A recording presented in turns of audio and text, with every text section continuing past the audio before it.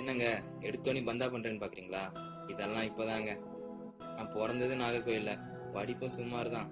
அப்படி இருந்து எப்படி இப்படியானு பாக்குறீங்களா? பாப்பீங்க. டேய் டீடா. சரி மிஸ். சரி, இந்த ரெஸ்யூமை மட்டும் அந்த ஐடிக்கு அனுப்பிடுறா. சரி.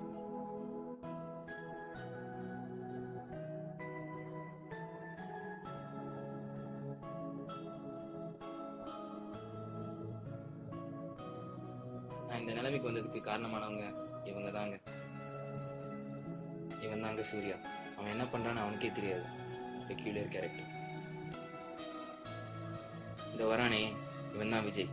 எப்பவும் சீரியஸாவே இருப்பான், ஆனா பொறுப்பான பையன். இது சசி. நல்லா படிப்பான், எல்லார் கூடயும் நல்லா பழகும். நான் இவ்வளவு தூரம் ஆனதுக்கு இவங்களும் ஒரு முக்கிய காரணம்.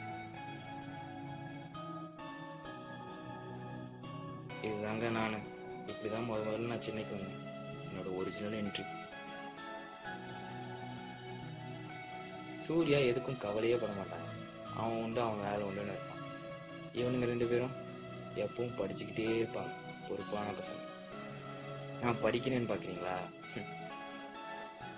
இதாங்க என் வேலை. எப்பவும் நான் இப்படிதான் தூங்கிக்கிட்டே இருப்பேன்.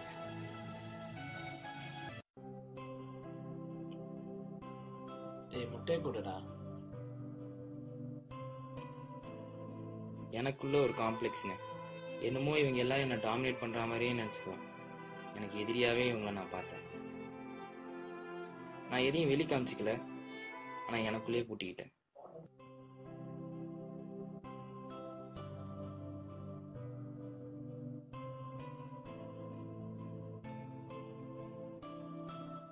என் ஃபேமிலி பேக்ரவுண்ட் நல்லா தெரிஞ்சனால இவங்க என்ன எதுக்குமே காசு கொடுக்க விட்டதில்லை. அது என்னமோ என்னை தாழ்த்துறாங்கன்னே நான் நினைச்சுக்கிட்டேன். அவங்க சரியாவே புரிஞ்சுக்காம விட்டுட்டேன். அவங்க எப்பவும் ஜாலியாக விளையாடிக்கிட்டே இருப்பாங்க. மோஸ்ட்லி என்னைய வச்சுதான் விளையாடுவாங்க. அதை நான் விளையாட்டா எடுத்துக்காம எப்பவும் சீரியஸாவே எடுத்துக்கிட்டேன். அப்படியே 4 வருஷம் முடிச்சு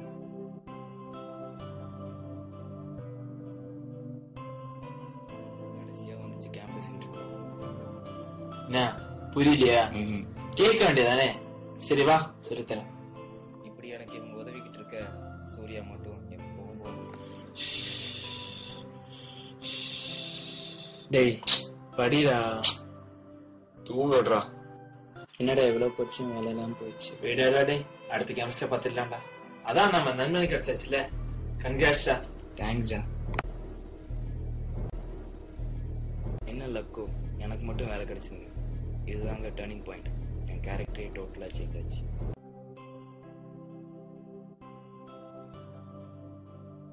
ஏய் கால்டா. ஏய் தள்ளி வர்றா. வீட்டுல சும்மா தானே இருக்க, வீட்டை கிளீன் பண்ணு. அந்த நீரியானி கூப்பிட்டுக்க.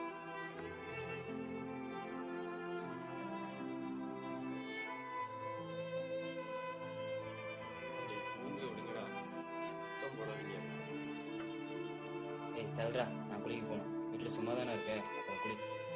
என்னோட இந்த திமிருக்கெல்லாம் முற்றுப்புள்ளி வைக்கிற மாதிரி ஒரு நாள் இருந்துச்சு.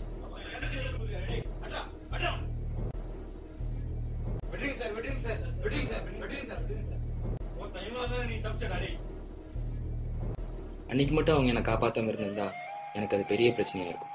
ஏதோ தைரியத்துல நம்ம வெளியூர்ல படிக்க வந்துடுறோம், ஆனா அந்த இடத்துல நமக்கு கிடைக்கிற ஒரே உறவு நண்பர்கள்.